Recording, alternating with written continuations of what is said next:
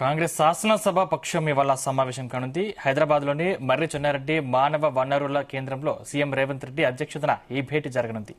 MLC elections, స్థానిక సంస్థల ఎన్నికలు, కులగణన, ఎస్సీ వర్గీకరణను ప్రజల్లోకి తీసుకెళ్లడంపై ప్రధానంగా చర్చించనున్నట్లు సమాచారం. ఇటీవల అసంతృప్త ఎమ్మెల్యేల భేటీ అంశంపై కూడా చర్చించే అవకాశం ఉన్నట్లు సమాచారం. ఈ భేటీలో రాష్ట్ర ఇన్ఛార్జ్ దీపదాస్ మున్షి కూడా పాల్గొనున్నారు.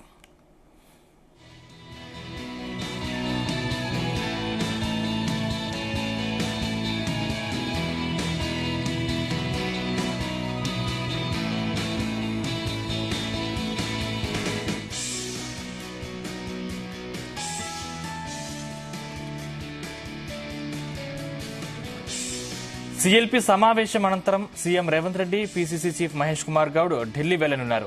ఈ పర్యటనలో మల్లికార్జున ఖర్గేతో పాటు పలువురు అగ్రనేతలతో సీఎం భేటీ కానున్నట్లు తెలుస్తోంది. కులగణన, ఎస్సీ వర్గీకరణ సహా పలు నిర్ణయాలపై అధిష్టానానికి రేవంత్ వివరించనున్నారు.